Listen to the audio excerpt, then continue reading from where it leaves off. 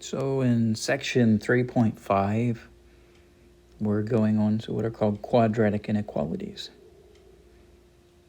So what is a quadratic inequality? Well, it's an expression that can be written in the form ax squared plus bx plus c relates to 0.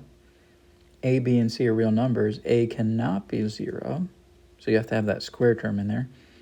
And that relation symbol, that squiggly symbol, that's one of the four inequality symbols, either less than or equal to, greater than or equal to. So any expression that's of that form is called a quadratic inequality. So in this section, we're going to learn how to solve them, and there's some complexity to them. It's not as simple as solving a simple inequality like you would in a college algebra class. Okay, so exercise 1. So we're going to solve each inequality, and we're going to write our solution sets using interval notation. So we have what? Number 1 is 2x squared plus 5x is greater than 12. The very first step to solving one of these, step 1, is to rewrite. So you get 0 on one side. So step 1, you want to rewrite so you get 0 on one side. So here we're going to subtract a 12 from each side because we want 0 on one side. So I'm going to have what? 2x squared plus 5x minus 12. And on the right side of the inequality, we're going to have 0.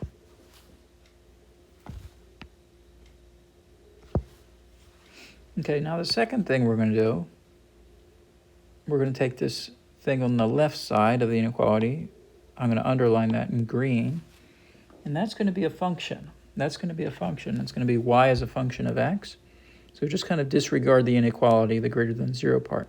Think of that as a function. We're going to find the x-intercepts of that function. So let's find the x-intercepts of this green function. I'm going to call it y equals 2x squared plus 5x minus 12. So that is going to be a function, that green thing, and we're going to find where it crosses the x-axis, or where it hits the x-axis. So how do you find the x-intercepts of a function? Well, you set the y value equal to 0, right? So we're going to set the y value equal to 0, and we'll have what? 0 equals 2x squared plus 5x minus 12.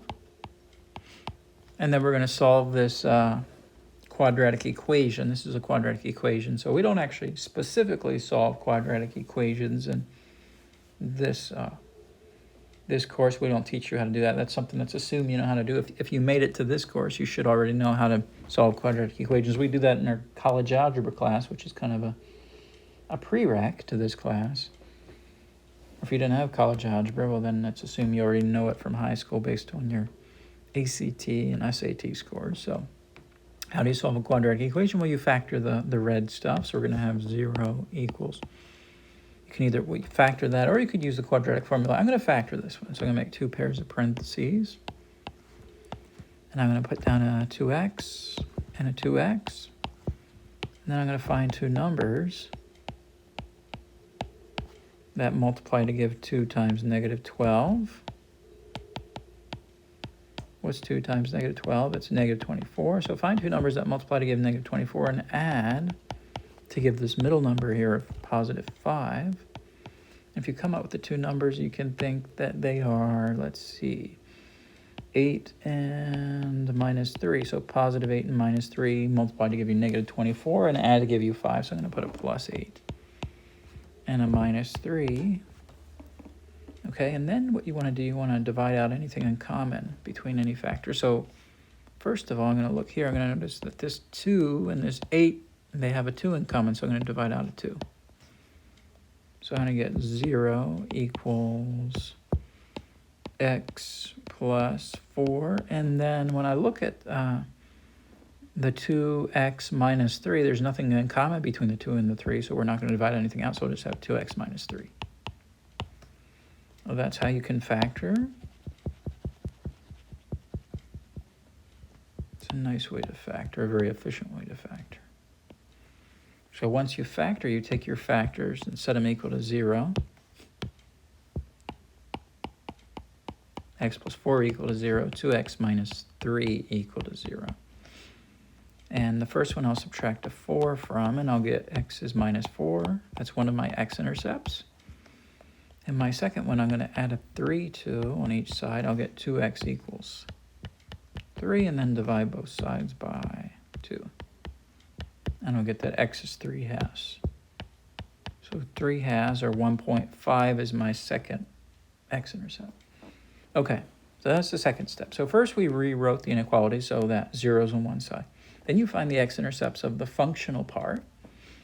Then the third step is you want to graph, make a generic graph.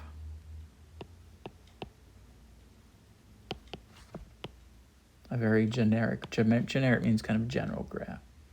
Generic graph of your function, your green function, y equals 2x squared plus 5x minus 12.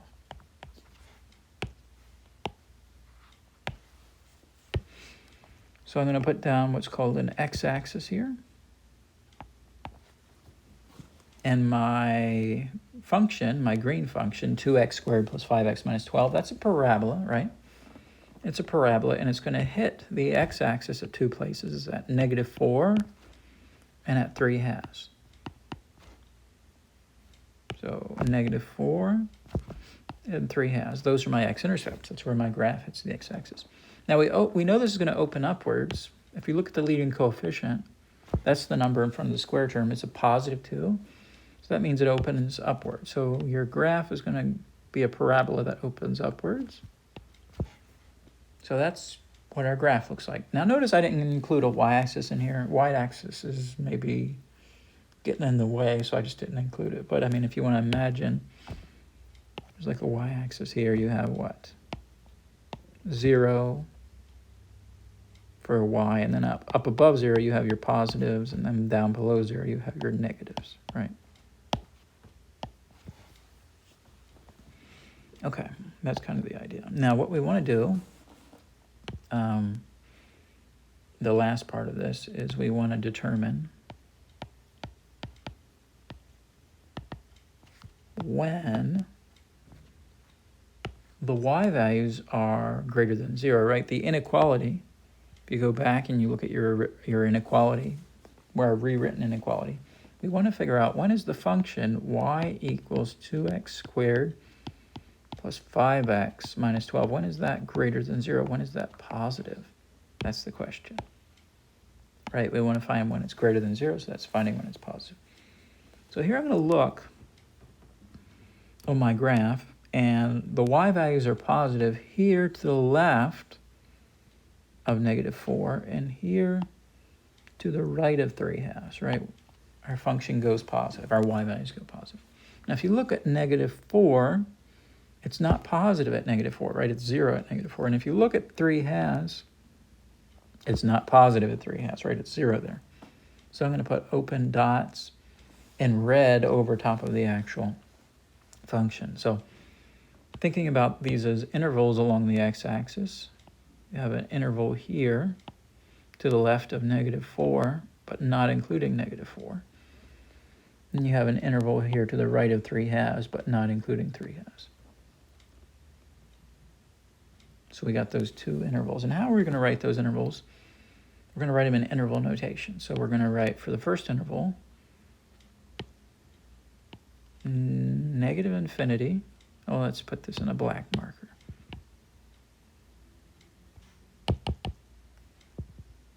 -∞ to -4, parentheses, union 3 halves to infinity, parentheses. I'm just cleaning a few things up here.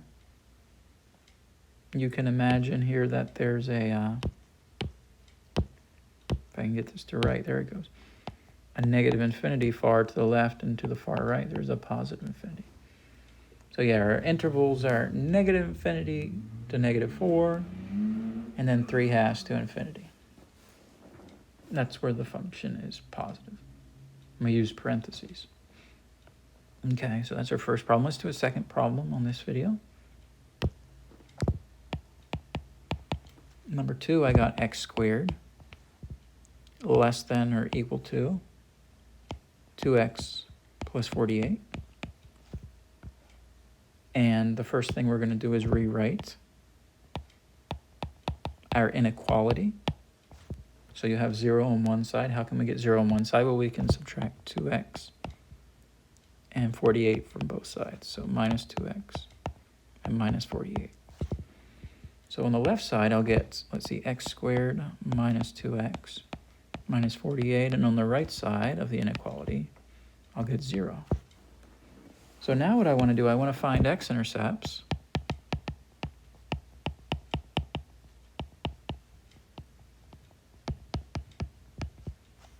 for the function y equals x squared minus 2x minus 48. So I'm going to focus on that function. Y equals x squared minus 2x minus 48. That's the left-hand side of the inequality. So how do you find x-intercepts of a function? Well, you set the y equal to 0, right? Set y equal to 0 and solve for x. So we're going to plug in a 0 for the y. And we'll have simply x squared minus 2x minus 48. So we can factor that one easily. So we'll have 0 equals. So the right side is going to be make two pairs of parentheses, put down an x and an x, and then find two numbers that multiply to give minus 48 and add to give this middle number here minus 2, and you can come up with those numbers minus 8 and plus 6, right? Negative 8 times 6 is negative 48, negative 8 plus 6 is negative 2, so I'm going to put a minus 8 and a plus 6 in there.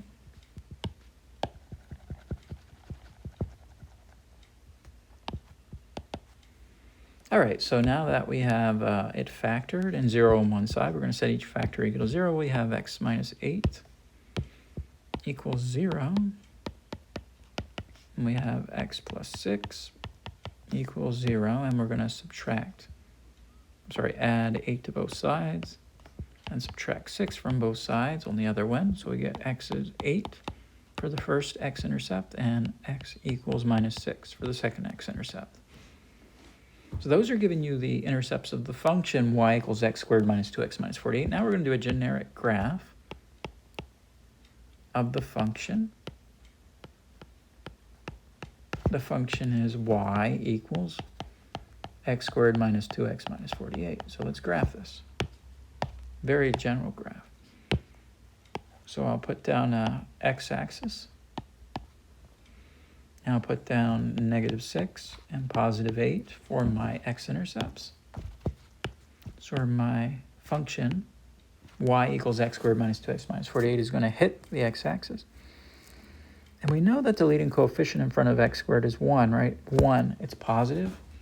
So since it's positive, the function is going to open upwards. It's going to be a parabola that opens upwards. So now we want to ask the question, when is this function less than or equal to 0? That's the question. So determine when my function, my green function, y equals x squared minus 2x minus 48. When is that function less than or equal to 0, right? So that's the inequality that we're trying to solve. That's the rewriting part, right? When I rewrote it, it's the inequality we want to solve. So here on the left side, I'm going to imagine that my y values here are positive along the x-axis. My y values are, 0. My y value is 0 along the x-axis. My y value is positive above the x-axis. My y value is negative below the x-axis. So what do I want? I want my function to be less than or equal to 0, right? Less than or equal to 0. So when is the function less than 0? Well, down in this range of values where I'm shading in red.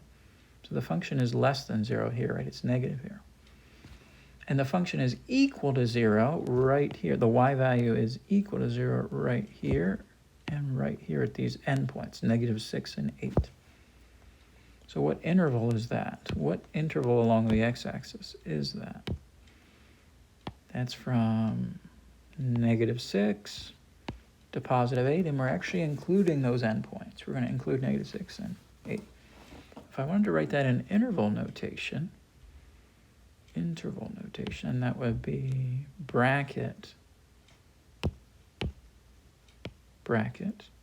there we go, -6, comma 8, close bracket.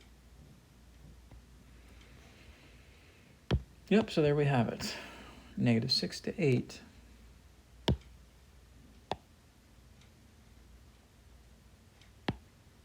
That is when the function is less than or equal to 0, from -6 to 8, including the endpoints. All right, so we'll do some more examples in the next video. We're just going to close out this video so it doesn't run too long.